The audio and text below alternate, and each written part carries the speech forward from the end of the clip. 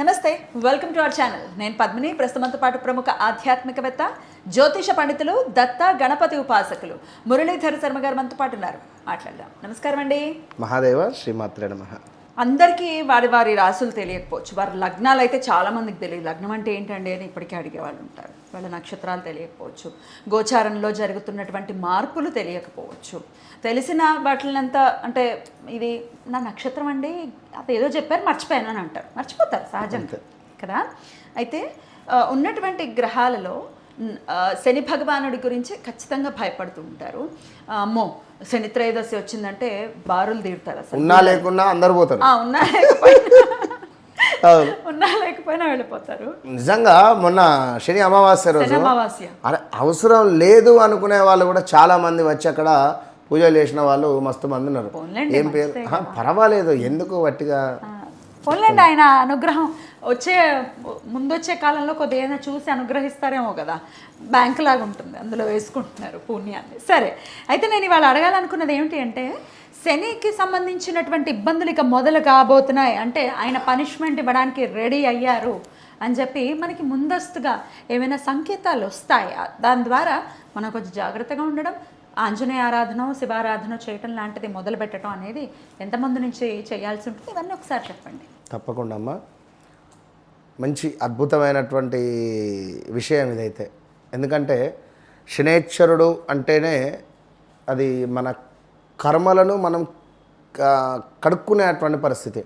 అన్నం తిన్నాం, చేయి కడుక్కుంటే ఏ విధంగా శుభ్రం అవుతుందో ఆ విధంగా మనము మన కర్మలను శుద్ధి చేసుకునేటువంటి పీరియడ్ ఇది. యాక్చువల్గా అది పాజిటివ్ పీరియడ్. ఎస్, కానీ మనం భరించే ఓపిక లేదు మనకి. ఉద్యోగం లాస్, అయ్యో శనేశ్వరుడా, హెల్త్ బాగాలేదు, అయ్యో ఎల్లారి శనిలో అయింది, ఇదంతా శని మూలకంగానే.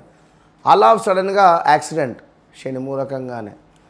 ఆల్ ఆఫ్ సడన్గా వ్యాపారం లాస్, శని మూలకం. పాపం ఎన్ని ఎత్తుడని ఆయనకేం పని లేదా? కాదు. కానీ విషయం దానికంటే ముందు మనం ఏం చేసుకున్నాం, మన కర్మ ఏంది అనేది మనం చూసుకోవాలి కదా. ఇప్పుడు సమయానికి తిండి తినకుంటే అసిడిటీ, స్టమక్ రిలేటెడ్ ఫామ్ అవుతుంది. ఆ కర్మ ఎవరు చేసుకున్నారు? చేతుల మనమే. సో అధికంగా స్వీట్ తింటే ఏమవుతుంది? షుగరో లేదా ఏదో వస్తుంది, ఏదో అవుతుంది. నేను రోజు స్వీటే తింటా అంటే ఆ కర్మ చేసుకున్నది నువ్వే. కనుక నువ్వు తీపి చేసుకుంటావా, కారం చేసుకుంటావా, నీ ఇష్టం.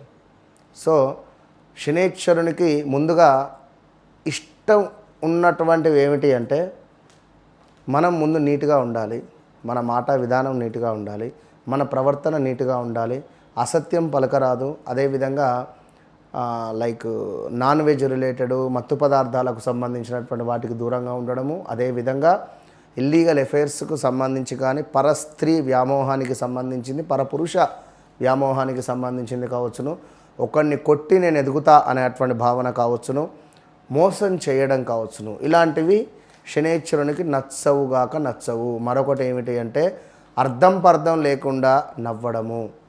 అర్థం పర్థం లేకుండా కూడా సిచ్యువేషన్ అక్కడ ఎవరో బాధపడుతున్నారు లేదా ఎవరో ఇబ్బందిగా ఉన్నారు, ఇక్కడ మనం ఏదో జోకేష్ చేసుకొని మనం నవ్వడం ధర్మం కాదు. శవాల ముందు కూడా నవ్వేవాళ్ళని చూసాను. అవును. సో మరొక విషయం ఏమిటి అంటే, మనం చేసేటువంటి ఉద్యోగాన్ని తిట్టుకుంటూ చేయొద్దు. మనం చేసేటువంటి మన కింద పని చేసేటువంటి ఉద్యోగస్తులకు కూడా సరైనటువంటి సమయంలో వారికి జీతం ఇవ్వాలి. వారు బాధపడము కూడా శనేశ్వరుడు సహించడు. సో ఇలా చెప్పుకుంటూ పోతే చాలా శనేశ్వరునికి సంబంధించినవి. కర్మ శుద్ధి నీట్గా ఉండాలి అంతే. ఇక వస్తున్నారని ముందుగానే మనకి ఏమైనా సంకేతం 100% చెప్తాను. నీట్గా నడవంతరపు సిరి వచ్చింది కదా అని చెప్పి మనం కళ్ళు నెత్తికెక్కినట్టుగా కూడా ప్రవర్తించకూడదు. వేస్తాడా? ఖచ్చితంగా. సో మనం ఎక్కడి నుంచి మొదలయ్యాము, మనం ఎక్కడ ఆగాము, మన యొక్క క్యారెక్టర్ ఎట్లా ఉన్నది, ఇది ఖచ్చితంగా మనం చూసుకోవాల్సిన విషయం. శనేశ్వరుడు బాస్ ఈజ్ కమ్మింగ్. ఒక హెలికాప్టర్ రాగా పైనుంచి ఎంతటి గాలి వస్తుందో, అదేవిధంగా ఒక ఏసీ వేయగానే మనకు ముందుగానే అది కూల్నెస్ అనేది రాదు, సమయం పడుతుంది. సో అంటే చెప్తున్న ఉదాహరణ ఈ విధంగా బాస్ ఈజ్ బ్యాక్ అంటే బాస్ వస్తున్నాడు అనేటువంటి విషయంలో మొట్టమొదటిది మనకి, ఏదన్నా కాళ్ళకు దెబ్బలు తాకిస్తాడు, చేతులకు కానీ కాళ్ళకు కానీ దెబ్బలు తాకిస్తాడు. రెండవది మరీ ముఖ్యంగా మన చుట్టూ ఉండేటువంటి వ్యక్తులే మనకు నెగిటివ్గా మారుతారు. అన్నా నమస్తే, తమ్ముడు నమస్తే, ఛాయ్ తాగుదామా లేదా టిఫిన్ చేద్దామా అని మనతో ఉన్న వాళ్ళే, మనము డబ్బులు ఇస్తే తీసుకున్న వాళ్ళే, మనము సహాయం చేస్తే వాళ్ళు అన్నా నీ దయాన్న అన్నటువంటి వాళ్ళే మనకు నెగిటివ్గా మారుతారు, మనపై చెడుగా చిత్రీకరిస్తారు. అదేవిధంగా ఒక కార్ యాక్సిడెంట్స్ కావచ్చును, బైక్ యాక్సిడెంట్స్ కావచ్చును, కారు చెడిపోవడం కానీ, ఆల్ ఆఫ్ సడన్గా నడి రోడ్డు మీద కారు ఆగడం కానీ, బైక్ ఆగడం కానీ, స్టార్ట్ కాకపోవడం కానీ, తరచూ రిపేర్స్ రావడం కానీ, దీన్ని అమ్మేయాలి, కొత్తది కొనుక్కోవాలి, కొత్తది నీకు ఇచ్చేది ఎవరు? శని భగవానుడే. నువ్వు దీన్ని పట్టుకొని ఎన్నో ఏడుస్తావురా, నీకు నేను కొత్త బండి ఇస్తా అనేటువంటి వాడు శనిశ్వరుడు.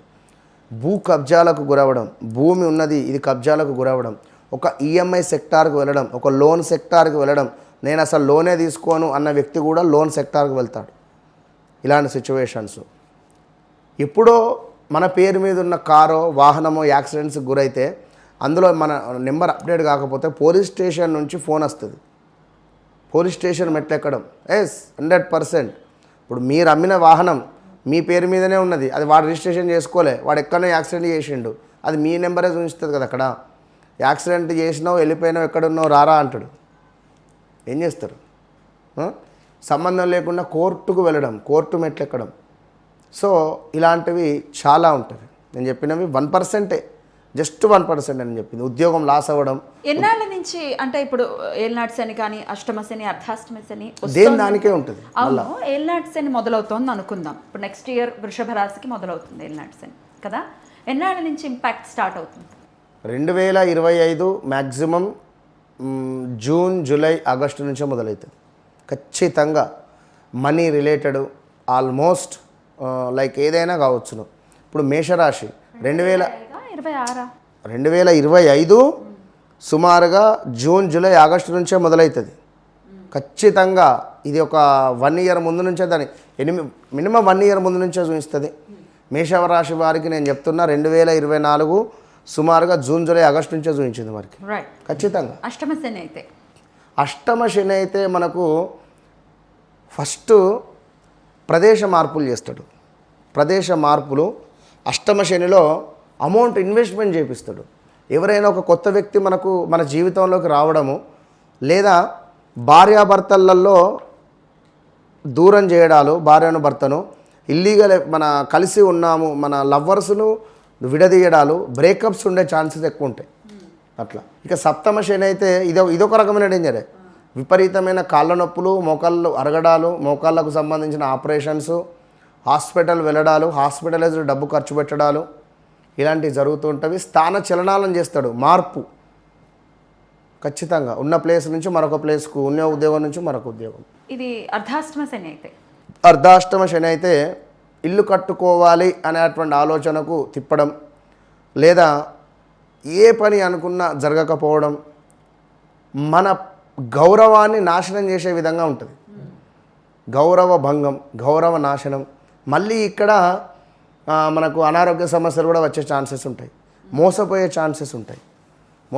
ఛాన్సెస్ ఉంటవి. ఎక్కువగా ట్రేడింగు, ఇన్వెస్ట్మెంట్ సైడ్గా పంపిస్తాడు. అక్కడ ఇగో 1,00,000, 10 లక్షలు ఇన్వెస్ట్మెంట్ చేయి, నీకు ఇంత పర్సెంట్ వస్తుంది, లేదా ఈ బిజినెస్ చేద్దాం. మన దాన్ని ఏమంటారంటే ఒక బొందలో పడడమే. ఒక గాలం, చేపకు గాలం వేసి ఏ విధంగానైతే గుంజుతామో అట్లా మనల్ని గుంజుతాడు. మనం అందులో ఇరుక్కపోతే కథమే. శని మహర్దశ మొదలవుతోంది అనే ముందు ఎటువంటి సంకేతాలు ఉంటాయి అంటే వ్యక్తిగత జాతక రీత్యా శని మహర్దశ మొదలవుతుందంటే ఆ శనిశ్వరుడు ఉన్నటువంటి స్థానాన్ని బట్టి చూడాలి మనం. ఇప్పుడు నెంబర్ 1లో ఉందా, నెంబర్ 4లో ఉందా, 2లో ఉందా, 12లో ఉందా. 12లో ఉంటే శని మహర్దశ ప్రారంభం కాగానే కింద పడేస్తాడు, విదేశీ ప్రయాణాలు తీసుకుపోతాడు, యాక్సిడెంట్స్ చేపిస్తాడు. భార్యను లేదా భర్తను అంటే పడక ప్లేస్ మారుతుంది. ఇక్కడ వివాహం కాలేదు, వివాహం కోసం ఎదురు చూస్తున్నాడు అనుకుంటే పడక స్థానం. సో మరొకరు చేరుతారు ఇక్కడ. జనరల్గా చెప్తున్నా. 12వ భావం అంటే మళ్ళీ 2వ భావం, 12 3వ భావం చూస్తాడు. 3వ భావం అంటే ధనం ప్లేస్. సో డబ్బు ఎక్కడి నుంచో రావడం, లేదా లోన్స్ పెట్టడం, లేదా ఈఎంఐస్ పెట్టడం, అదే లైక్ ప్రాపర్టీస్ అమ్మడాలు, ఇట్లా 100 ఉన్నాయి విషయాలు. సప్తమ స్థానం అయితే ప్రదేశ మార్పు లేజినెస్ని కూడా సడన్గా రావటం అనేది ఉంటుందా అండి? ఉంటుంది, బద్ధకస్తంగా ఉంటుంది, టైం పంచువాలిటీ తక్కువగా ఉండడాలు, పలానా టైంకి వస్తా అని చెప్పి పలానా టైంకి రాకపోవడం, లేట్గా రావడం, అంతా శనేశ్వరుడు రైట్. ఖచ్చితంగా కూడా, ఎందుకంటే లేజినెస్ ఉంటుంది. ఇవన్నీ దృష్టిలో పెట్టుకోవాలి ఖచ్చితంగా. ఎటువంటి ఆరాధన, నేను మొదట్లో అడిగినట్టుగా ఆంజనేయుడు ఆరాధన ఎటువంటి ఫలితాన్ని ఇస్తుంది? ఆంజనేయుని ఆరాధన ఖచ్చితంగా బాగానే ఉంటుంది, ఉండదని కాదు. కానీ దీనికి తోడు కొంచెం మహన్యాసపూర్వక ఏకాదశ శని పాశుపతం అనేది తొందరగా రిలాక్స్ ఉండేటువంటి పరిస్థితి ఉంటుంది. అదేవిధంగా ఓం ప్రాం ప్రీం ప్రౌం సహ శనేశ్వరాయ నమః అనే మంత్రాన్ని జమ్మి చెట్టు యొక్క వేరును సేకరించుకొని పట్టుకొని ఒక 1000 నిమిషాలు జపం చేసి మొలతాడుకో, లేదా శరీరానికి ఎక్కడైనా మీరు దాన్ని తాయుధ రూపకంగా చేసి కట్టుకున్నా కూడా మంచి ఫలితం ఉంటుంది. రైట్, చాలా చక్కగా తెలియజేశారు, కృతజ్ఞతలు. నమస్కారం. మహాదేవ.